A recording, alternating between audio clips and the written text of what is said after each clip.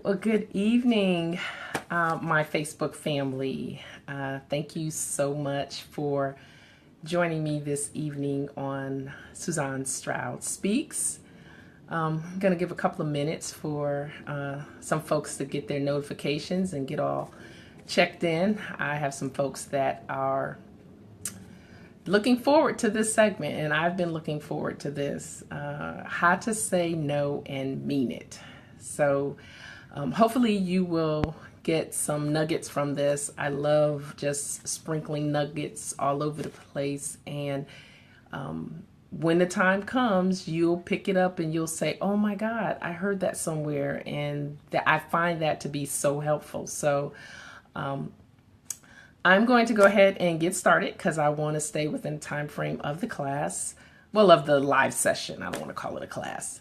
But I want to stay within the time frame of the session and just kind of share something. Again, thank you for joining me on my page, Suzanne Stroud Speaks. I am a motivational speaker, trainer, and author. And this topic tonight is right out of my book that I published last year, and it's called The Life Diet 365, Life, Liberty, and the Pursuit of You. So I hope you get to see that.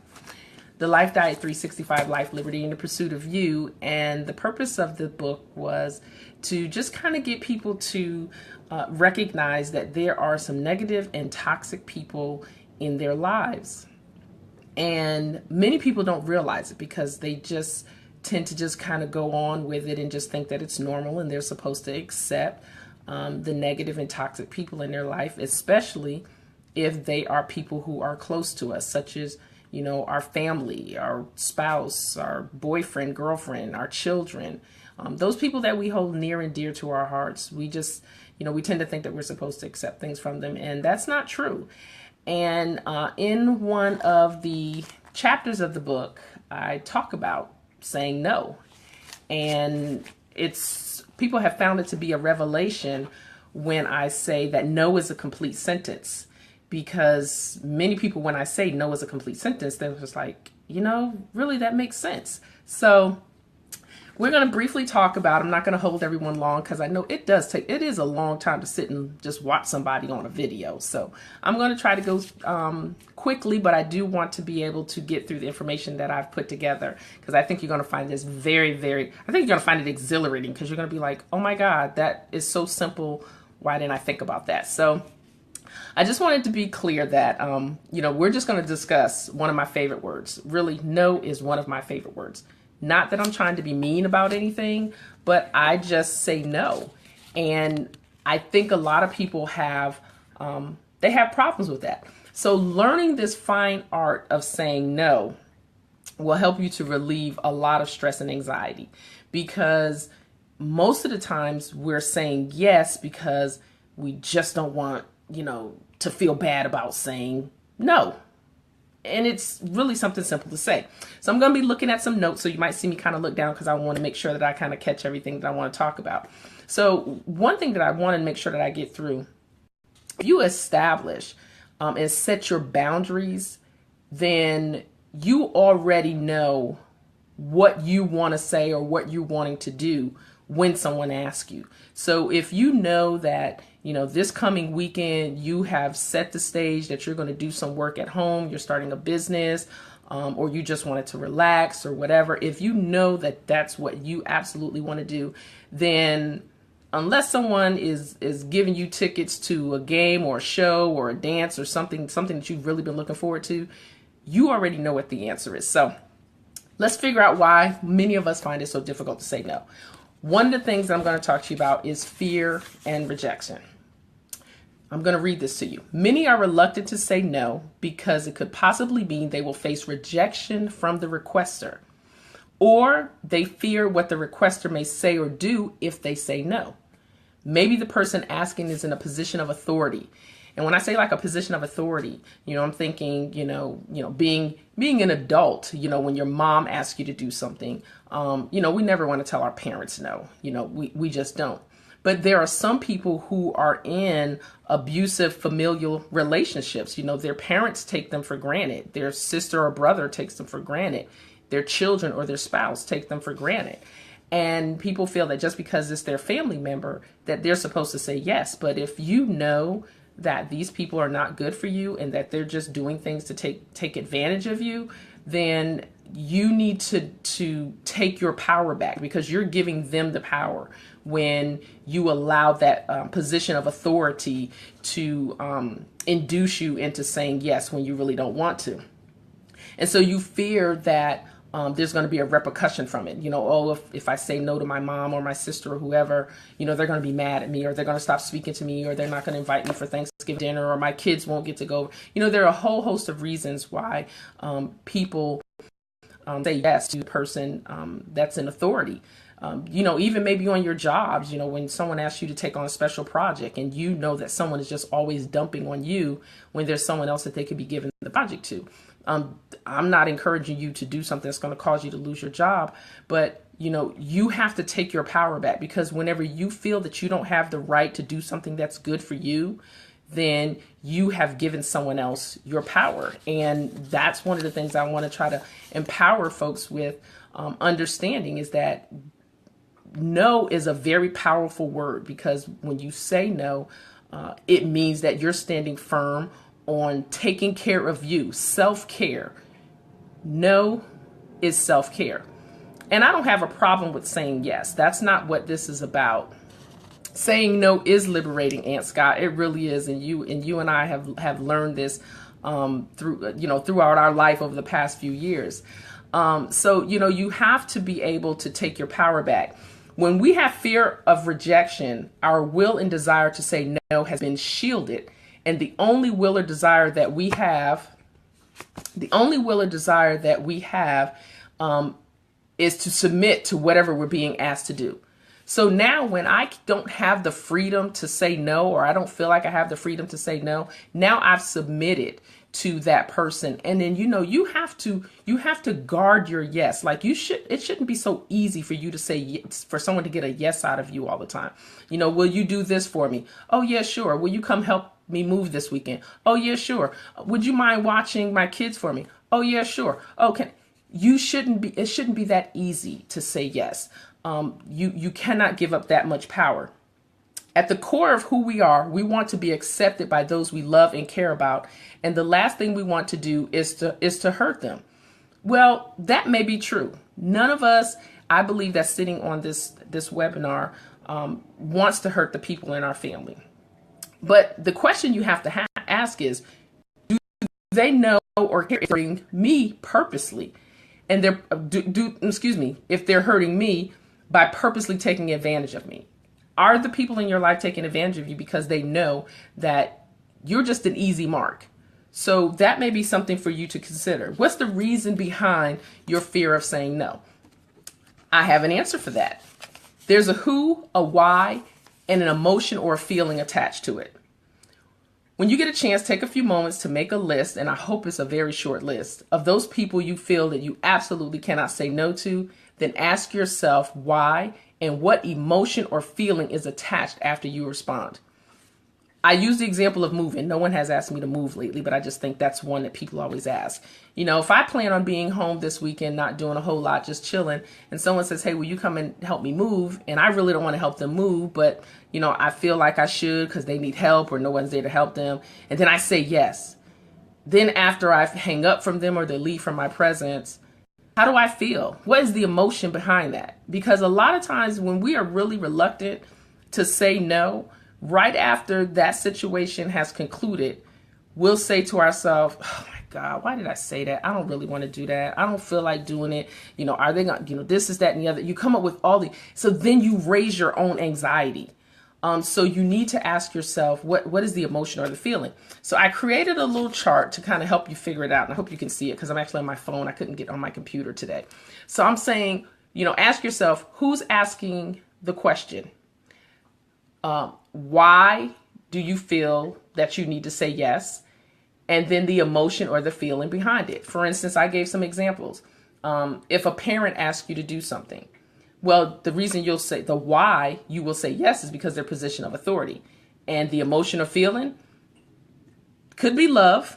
you're just doing it because you love your parent and you genuinely want to do it. And I'm not saying that we don't want to do anything for our parents, but I use that example as a position of authority because that's one that we typically don't want to hurt because of our care for them. But it could also be out of fear.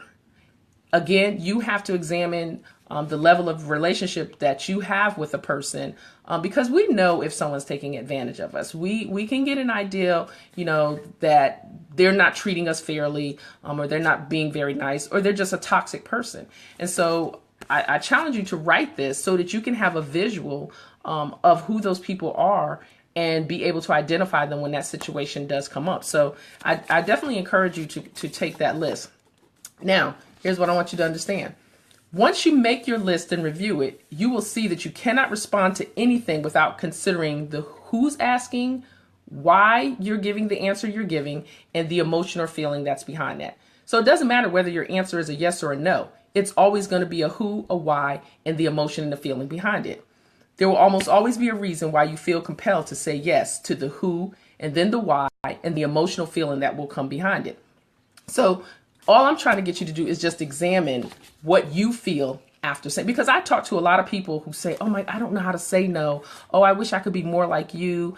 I could never say this. Yes, you can.